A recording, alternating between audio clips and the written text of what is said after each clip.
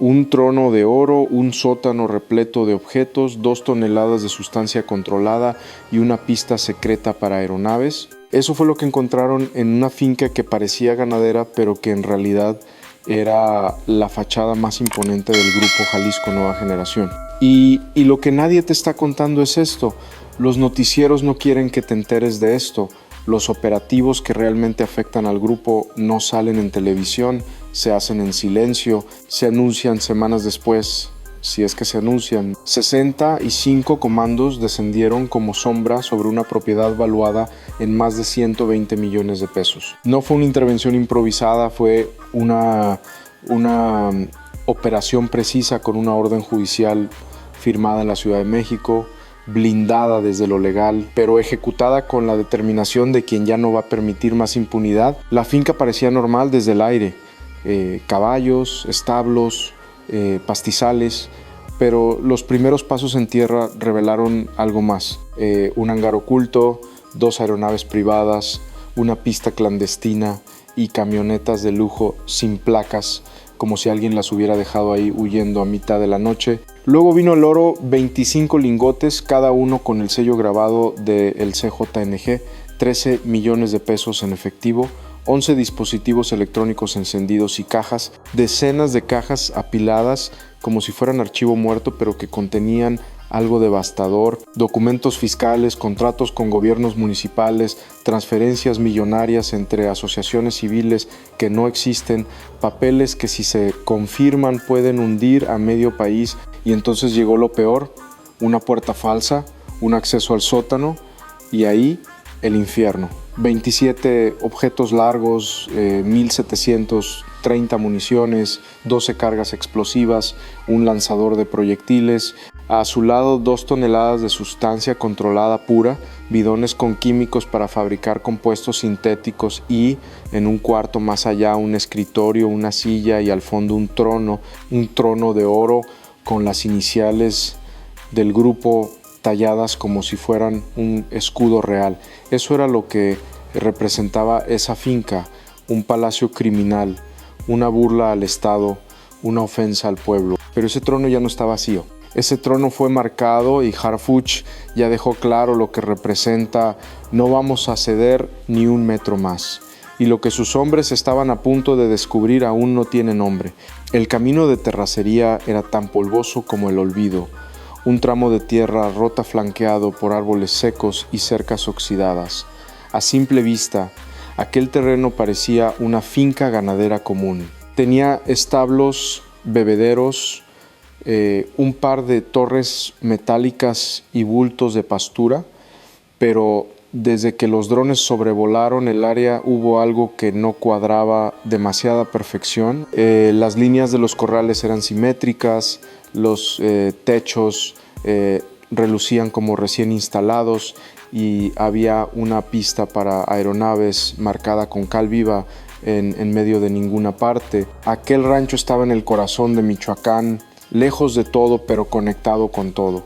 Un punto ciego, un lugar donde el Estado no pone pie, salvo cuando Harfuch da la orden. La operación fue diseñada durante meses por inteligencia militar, pero en los últimos días algo aceleró todo. Una filtración, un nombre y el temor de que lo que escondía esa propiedad desapareciera para siempre. Los comandos especiales de élite, conocidos como los murciélagos, llegaron sin hacer ruido, ni una sirena, ni una luz, ni un solo disparo. Solo botas avanzando por el lodo, sus rostros cubiertos, sus dispositivos listos y una orden en la mente. Nadie entra, nadie sale. Los primeros pasos dentro de la finca revelaron lo que nadie esperaba. Camionetas de lujo, todas sin placas, aún calientes por el motor, y una cocinera temblando detrás de una pared. «Se fueron hace 3 días», murmuró sin levantar la mirada. Eran muchos, todos con objetos, todos vestidos iguales. Nadie preguntó más, porque el silencio lo decía todo. Los miembros del grupo sabían que venían por ellos y habían huido, pero no se llevaron todo. Dejaron atrás algo peor, un sistema, un rastro. En un cuarto cercano al hangar Los agentes hallaron 11 dispositivos electrónicos, todos con claves, todos aún cargando batería, y junto a ellos recibos de transferencias bancarias a nombre de supuestas asociaciones para niños con discapacidad, sin facturas, sin explicación o solo números, millones de pesos que entraban como donativos y salían directo a cuentas personales. Fue entonces cuando un agente encontró una puerta de metal cubierta con paja, no tenía cerradura, solo una cadena floja, como si la hubieran dejado mal puesta al huir. La abrió y la oscuridad del subsuelo lo envolvió por completo. El sótano no olía a tierra, olía a conflicto. Y lo que había dentro de ese lugar marcaría un antes y un después en la historia del CJNG, porque detrás de esa puerta no solo había objetos, sino pruebas, y esas pruebas apuntaban a algo más grande que un grupo. El agente descendió con la lámpara temblando entre sus manos. Los escalones eran de cemento viejo cubiertos de humedad. Cada paso hacia abajo aumentaba el olor. Era una mezcla densa de metal, pólvora y residuos antiguos. A sus espaldas, otros 6 comandos los seguían en formación. El sótano estaba completamente sellado del exterior, no tenía ventanas, no tenía ventilación y sin embargo estaba lleno de vida criminal. Lo primero que vieron fue el arsenal, 27 objetos largos apilados como si fueran leña, 1,730 municiones organizadas en cajas de plástico, 12 cargas explosivas en fila listas para usar y un lanzador de proyectiles apoyado en la pared como si fuera decoración, una escena de guerra, un museo del conflicto. Pero aquello era solo el vestíbulo del infierno. A un costado, 2 toneladas de sustancia controlada pura envueltas en plástico negro. Junto a ellas, varios barriles metálicos con etiquetas en chino, precursores químicos, ingredientes para fabricar compuestos sintéticos. Un agente murmuró sin pensar: «Con esto afectas a una ciudad entera». Nadie respondió. No hacía falta. Cada rincón del sótano estaba diseñado para una sola cosa: la confrontación con el Estado. El nivel de equipamiento no era de una célula local, era de una estructura paralela, de un ejército privado. Y entonces vino el verdadero golpe emocional, una puerta más pequeña, más vieja, una cerradura oxidada. La abrieron y detrás de ella lo impensable. Una sala de reuniones con mesa de madera fina, sillas acolchonadas, y en la cabecera algo que los congeló en seco. Un trono de oro macizo con las letras CJNG incrustadas en el respaldo. Un símbolo de poder, un mensaje directo: aquí manda el grupo, aquí se decide el futuro, aquí no entra el gobierno. Pero entraron y al hacerlo rompieron un ciclo de impunidad. Sobre la mesa había papeles, muchos contratos, listas, y al fondo una computadora encendida sin clave. Uno de los agentes la abrió. Los archivos tenían nombres como donativos, facturas, transferencias 2023 y en su interior un patrón repetido de dinero que entraba como ayuda social y salía como lujo ilícito. El comandante alzó la vista. Sabía lo que eso significaba, sabía que estaban tocando fibras que iban mucho más allá del CJNG, porque aquellas transferencias conectaban con gobiernos municipales. Y si lo que veían era real, el grupo no estaba solo. Tenía cómplices con cargo, con poder, con fuero. En toda la propiedad solo quedaban 3 personas. No portaban objetos, no tenían radios, no sabían operar dispositivos y sin embargo temblaban como si fueran los únicos responsables. Un vigilante de unos 60 años, un jardinero con manos curtidas y una cocinera de voz apagada, todos vecinos de comunidades rurales cercanas, todos cobrando menos de 7,000 pesos al mes, todos con el mismo rostro, el del miedo arraigado en los huesos. No huyeron, no porque fueran valientes, sino porque no tenían a dónde. La cocinera fue la primera en hablar. Tenía los ojos rojos, las manos cubiertas de tierra y grasa y una frase que cambió todo. Hace 40 días esta casa estaba llena de hombres armados, cientos. Traían uniformes, radios, camionetas. Después se fueron todos. De repente, como si supieran. El silencio en el cuarto fue absoluto. Ni una mosca se atrevía a moverse. El jardinero confirmó lo mismo. Desde hace meses venía gente extraña. A veces se quedaban semanas.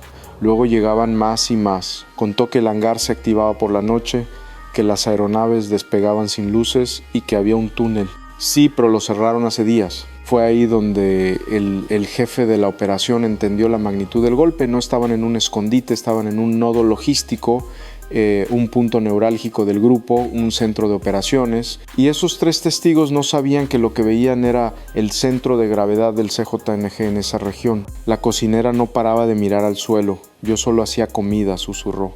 Ellos no nos hablaban, solo daban órdenes. A veces dejaban dinero en bolsas negras. Yo no preguntaba. El vigilante, con la voz seca, dijo lo que nadie quería oír. Aquí nadie pregunta, porque el que pregunta desaparece. Esa frase lo resumía todo: el nivel de control, la imposición del silencio, el poder absoluto. Pero ahora el silencio había sido roto, la finca estaba tomada, los comandos revisaban cada rincón y en la parte trasera comenzaron a abrir las cajas apiladas contra la pared. Lo que encontraron no era dinero, era información, documentos, papeles, un archivo criminal escrito en hojas comunes. Y lo que esas hojas revelaban, si se confirma, podría destapar la red de manejo ilícito de recursos más grande detectada en los últimos años. Las cajas no contenían objetos, ni sustancias controladas, ni dinero. Sí contenían papeles de miles, apilados o firmados sello tras sello, contrato tras contrato, pero no era cualquier papel. Eran fragmentos de una maquinaria oculta, una red de corrupción disfrazada de legalidad, un sistema de manejo financiero tan perfecto que parecía contabilidad de gobierno. Había facturas de empresas con nombres genéricos: Soluciones Integrales del Bajío, Grupo de Servicios Sociales y Ambientales, Asociación México Incluyente AC, todas distintas pero todas compartían lo mismo: direcciones falsas, RFC duplicados y movimientos bancarios millonarios sin justificación. El sistema era claro. El dinero entraba en efectivo por supuestas ventas de servicios, luego se triangulaba a asociaciones civiles fantasma y de ahí a cuentas personales, todo disfrazado de ayuda social, los donativos de amor al prójimo. Una carpeta tenía el encabezado niños con discapacidad. Dentro solo había hojas en blanco. Otra decía comedor comunitario y adjuntaba una transferencia por 5,000,000 de pesos a una cuenta en Guadalajara. El titular, un joven de 23 años sin empleo registrado, había cheques firmados, recibos, oficios de colaboración. Todo tenía apariencia legal, pero nada resistía una revisión real. Los agentes no daban crédito. No estaban frente a una célula de narcotraficantes, estaban frente a una estructura fiscal paralela, un gobierno criminal con sellos, formatos y logos diseñados para engañar al SAT. Entre los papeles apareció algo más: convenios firmados con gobiernos municipales, obras públicas, proyectos educativos, contratos de mantenimiento urbano y entonces un nombre, luego otro y otro, funcionarios en activo, presidentes municipales, tesoreros, regidores, todos vinculados a empresas que solo existían en papel, todos firmando contratos con recursos públicos, todos en la mira. El CJNG no solo manejaba recursos ilícitos, lo hacía con aval del poder. Y lo más grave, todo lo hacía desde un rancho con fachada de ganadería en tierra caliente, donde nadie pregunta, donde todos callan. Fue en ese momento que los jefes de la operación ordenaron detener todo, aislar la zona, conservar cada hoja, fotografiar todo, porque lo que tenían entre manos no era solo evidencia, era una bomba, una red, un escándalo en potencia. Uno de los agentes resumió lo que todos pensaban: esto va más allá del mencho, y aquí hay gente de traje y corbata involucrada. Y tenía razón, porque si esas transferencias se confirman, la finca no era solo un punto de tránsito, era el cerebro financiero de una parte del grupo. Hasta ese momento todo apuntaba a un operativo exitoso. El rancho había sido asegurado, el arsenal decomisado, el dinero rastreado, las empresas falsas descubiertas, pero un hallazgo lo cambió todo. Un túnel, un pasaje oculto, una vía de escape, fue descubierto por casualidad. Un Perrock 9 comenzó a rascar entre un grupo de árboles detrás del hangar. Bajo la maleza, una compuerta metálica semioculta. Soldadores la abrieron en segundos y debajo la sorpresa, un túnel clandestino. No era improvisado. Tenía luz eléctrica, tubos de ventilación, huellas recientes y marcas de neumáticos pequeños. Era un camino de huida, un sistema para mover sustancias y personas. El túnel se extendía más de 200 metros hacia una colina cercana. Salía a una pequeña bodega en medio del monte, abandonada, o eso parecía. Dentro los agentes encontraron alimentos aún frescos, ropa táctica tirada y colillas de cigarro humeantes. Alguien acababa de estar ahí, alguien sabía que venían. Fue el golpe más doloroso para el equipo táctico. Alguien filtró la operación, alguien delató, y eso explicaba todo: por qué no había miembros del grupo, por qué dejaron el trono, por qué abandonaron vehículos sin placas. No fue descuido, fue evacuación táctica. Los comandos estaban desmantelando una base vacía, pero activa hasta hace horas. Entonces vino otra revelación, una llamada interceptada por inteligencia días antes. Una voz masculina modulada decía: muévanlos antes del jueves, no pueden estar ahí cuando llegue la orden. Esa llamada había sido descartada como irrelevante, pero ahora todo cuadraba. Los miembros del grupo se fueron 4 días antes, se llevaron lo indispensable, dejaron lo suficiente para confundir y lo justo para aterrar, porque no escaparon como criminales, escaparon como militares, con disciplina, con anticipación, con estrategia. El comandante al frente soltó una frase que congeló al equipo: esto no es un rancho de narcotraficantes, es una base de operaciones, y alguien más grande está tirando las piezas. Desde ese momento el caso cambió de categoría. Ya no era un decomiso, era una alerta roja nacional. Y fue entonces cuando alguien dio el siguiente paso. Cuando el informe preliminar llegó a la Ciudad de México y el nombre de Harfuch volvió a sonar en los despachos más altos, porque lo que venía a continuación no era solo una investigación, era una cacería. La evidencia era tan grande que ya no cabía en cajas, ni en informes, ni en carpetas. Era una verdad incómoda que se filtraba por cada grieta del sistema. Y por eso, cuando el expediente llegó a las oficinas centrales en la Ciudad de México, no fue entregado a un burócrata. Fue puesto en manos de Omar García Harfuch. El secretario de Seguridad no esperó informes ni ruedas de prensa, no pidió resúmenes, pidió acceso total, coordenadas exactas y los nombres detrás de cada transferencia. En cuestión de horas, un equipo especial despegó en helicóptero rumbo a Michoacán. Agentes de inteligencia, analistas forenses y mandos tácticos con una sola instrucción: esto no se cierra con un operativo, esto se limpia hasta la última conexión. Harfuch tomó el caso como lo hace con los más peligrosos, con silencio, estrategia y decisión quirúrgica. Ordenó analizar cada número de cuenta, cruzar cada contrato con funcionarios activos, rastrear las rutas del dinero y sobre todo proteger la información, porque lo que contenían esas hojas no era solo evidencia, era una amenaza directa a estructuras de poder. Y entonces habló desde un centro de mando montado a puerta cerrada, lanzó una frase que se volvería viral: este no es solo un golpe al CJNG, es una advertencia. El Estado está aquí y no vamos a ceder ni un metro más. Las palabras cayeron como martillo. No eran para los medios, eran para los alcaldes que firmaron, para los empresarios que simularon, para los políticos que sabían y callaron. Harfuch activó un nuevo protocolo: seguimiento financiero en tiempo real, bloqueo de cuentas asociadas y vigilancia discreta a funcionarios sospechosos, porque no bastaba con decomisar, había que entender, desmantelar, exponer. El enemigo ya no solo estaba armado, ahora vestía de traje, firmaba oficios y saludaba en eventos públicos. La corrupción ya no se escondía, ahora se mimetizaba, y ese era el nuevo rostro de la guerra. Un agente lo resumió así: esto ya no es solo narco, esto es institucional. Y Harfuch sabía. Por eso su siguiente orden fue igual de contundente: quiero los nombres, todos, y quiero pruebas que resistan el fuego, porque este no era solo un operativo, era un parteaguas.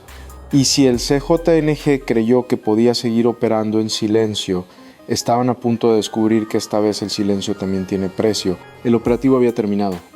El rancho estaba sellado, las cajas resguardadas, los archivos bajo cadena de custodia, pero la verdadera explosión apenas comenzaba.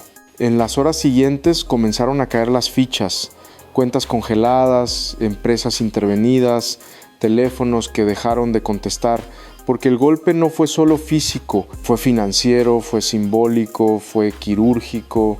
En Jalisco, operadores menores del grupo comenzaron a moverse, algunos huyeron al norte, otros intentaron borrar registros y unos más simplemente desaparecieron. Sabían lo que venía, sabían que un hallazgo así no se quedaría en papel. Los mandos del CJNG estaban acostumbrados a perder, pero no tan rápido, y menos aún a que el Estado llegara primero, porque esta vez no se les dio tiempo. No hubo filtraciones que salvaran su red. No hubo padrinos que los avisaran. Solo hubo estrategia y fuego legal. El daño estimado fue brutal. Más de 234,000,000 pesos perdidos solo en valor callejero. Pero el golpe real fue otro: la exposición del sistema, la fractura del disfraz, la caída de la fachada. En los pueblos cercanos la noticia corría como susurro: el rancho del Mencho fue tomado. ¿Y qué se encontraron todo?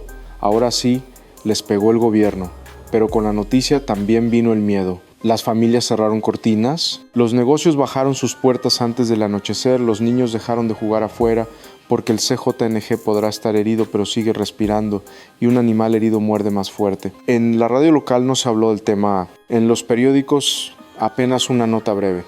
En televisión, silencio. Pero en redes, las imágenes del trono de oro comenzaron a circular: las granadas, los lingotes, los fajos de billetes, y entonces la indignación, los comentarios. ¿Cuánto tiempo operaron con total impunidad? ¿Cuántos sabían y callaron? ¿Cuántos firmaron por miedo, por dinero? Porque el hallazgo no fue solo criminal, fue político, fue fiscal, fue institucional. Y eso duele más. En los pasillos del poder local hubo nerviosismo, llamadas, reuniones a puerta cerrada, versiones que cambiaban cada hora. Algunos alcaldes comenzaron a colaborar, otros optaron por salir del país porque los papeles tenían nombres y las cuentas tenían dueños. Y mientras tanto, Harfuch mantenía silencio. Solo una frase repetía entre su equipo más cercano: esto no fue una redada, fue una advertencia, y si no entienden el mensaje, el siguiente no va a ser con papeles. El operativo no salió en noticieros, no fue tendencia en televisión, ningún presentador lo dijo en voz alta, pero en redes el eco era imposible de apagar. Tronodel, CJNG, Finca El Mencho, Harfuch. Circulaban las imágenes del arsenal, la foto del trono, los lingotes marcados con las iniciales del grupo. Todo circulaba como pólvora digital, y con ellas una pregunta silenciosa: ¿cuánto tiempo llevaban operando con total impunidad? Algunos medios callaron, otros minimizaron, los más valientes apenas insinuaron, porque sabían lo que estaba en juego, porque entendían que lo descubierto en esa finca no era solo del Mencho, era de muchos, era de todos. Era del sistema. En despachos municipales algunos nervios ya eran pánico. Los contratos firmados con empresas sociales comenzaron a desaparecer de portales de transparencia.